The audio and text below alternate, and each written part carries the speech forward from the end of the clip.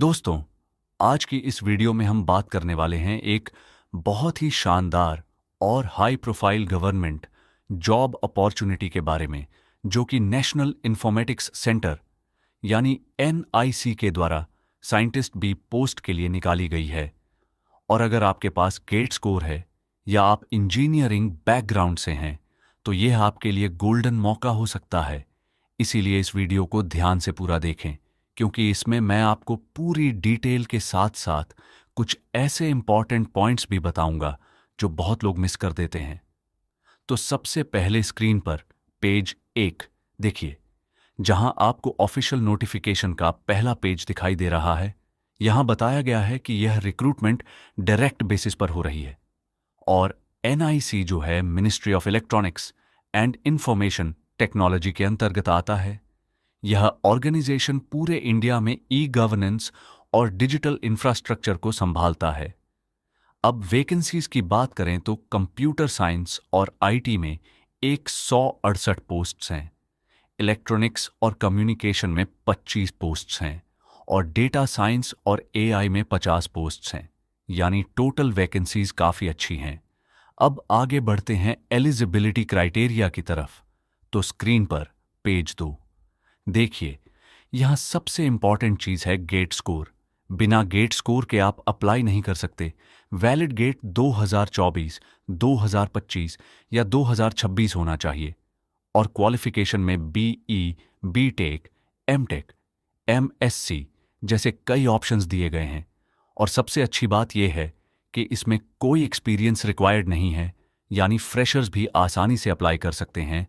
अब स्क्रीन पर पेज 3 देखिए, जहां एज लिमिट दी गई है। जनरल कैटेगरी के लिए मैक्सिमम एज 30 ईयर्स है, SC/ST के लिए 35 ईयर्स, OBC के लिए 33 ईयर्स और PWBD कैंडिडेट्स को एक्स्ट्रा रिलैक्सेशन मिलता है।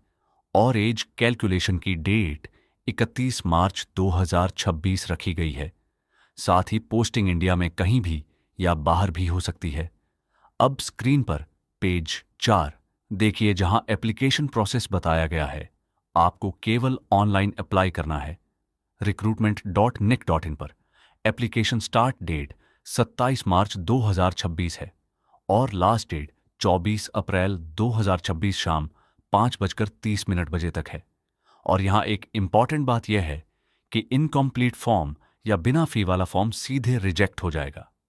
अब स्क्रीन पर पेज 5 देखिए, जहां चेकलिस्ट और डॉक्यूमेंट्स की जानकारी दी गई है।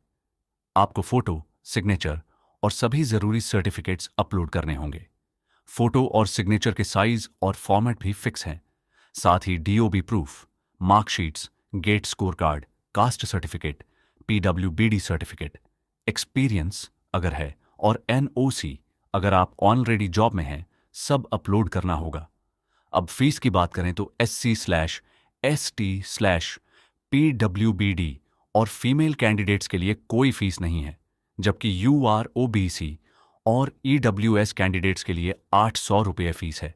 अब स्क्रीन पर पेज 6 ही देखिए, जहां सिलेक्शन प्रोसेस दिया गया है। सिलेक्शन गेट स्कोर और इंटरव्यू के आधार पर होगा, जिसमें 60% वेटेज गेट को और 40% इंटरव्यू को दिया जाएगा। शॉर्ट लिस्टेड कैंडिडेट्स को इंटरव्यू के लिए बुलाया जाएगा और फाइनल मेरिट उसी आधार पर बनेगी। अब स्क्रीन पर पेज 7 देखिए, जहां डॉक्यूमेंट वेरिफिकेशन की डिटेल दी गई है। आपको सभी ओरिजिनल डॉक्यूमेंट्स लेकर जाना होगा और अगर कोई मिसमैच हुआ तो आपका कैंडिडेट रिजेक्ट हो सकता है। अब स्क्रीन पर पेज 8 देखिए, जहां सिटीजनशिप और कम्युनिकेशन डिटेल्स दी गई हैं। कैंडिडेट इंडियन सिटीजन होना चाहिए और सभी अपडेट्स ईमेल और SMS के जरिए मिलेंगे, इसीलिए सही डिटेल्स देना जरूरी है। अब स्क्रीन पर पेज 9 देखिए, जहां मिसकॉन्डक्ट रूल्स बताए गए हैं। अगर कोई कैंडिडेट गलत जानकारी देता है या अनफेयर मीन्स यूज करता है, तो उसका फॉर्म कैंसिल हो सकता है और फ्यूचर में बैन भी लग सकता है। अब स्क्रीन पर पेज 10 देखिए, जहां फाइनल इंस्ट्रक्शंस दिए गए हैं। इसमें बताया गया है कि फॉर्म सबमिट करने के बाद कोई करेक्शन अलाउड नहीं होगा, इसीलिए फॉर्म भरते समय सावधानी रखें। अब आगे बढ़ते हैं एनेक्श्योर सेक्शन की तरफ, जो बहुत इंपॉर्टेंट है। तो स्क्रीन पर पेज 11 देखिए, जहां EWS सर्टिफिकेट का फॉर्मेट दिया गया है। अगर आप EWS कैटेगरी से हैं तो इसी फॉर्मेट में सर्टिफिकेट होना चाहिए। अब स्क्रीन पर पेज 12 और पेज 13 देखिए, जहां डिसेबिलिटी सर्टिफिकेट के फॉर्मेट्स दिए गए हैं, फॉर्म 5 और फॉर्म 6। ये PWBD कैंडिडेट्स के लिए जरूरी है और मिनिमम 40% डिसेबिलिटी होना चाहिए। अब स्क्रीन पर पेज 14 देखिए, जहां इसका कंटिन्यूएशन है। अब स्क्रीन पर पेज 15 देखिए, जहां एडिशनल डिसेबिलिटी फॉर्मेट दिया गया है।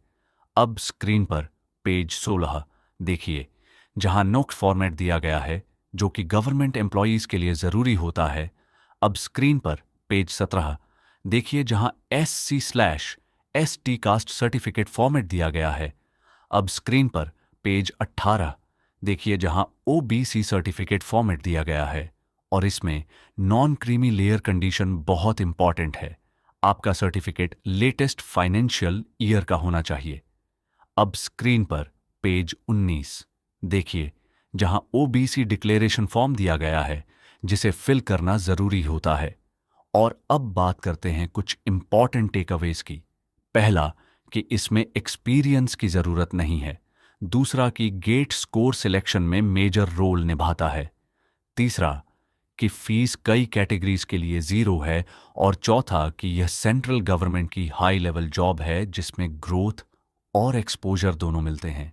तो अगर आप एलिजिबल हैं तो जल्द से जल्द अप्लाई करें और अपने डॉक्यूमेंट्स पहले से तैयार रखें, ताकि लास्ट मोमेंट में कोई समस्या ना हो।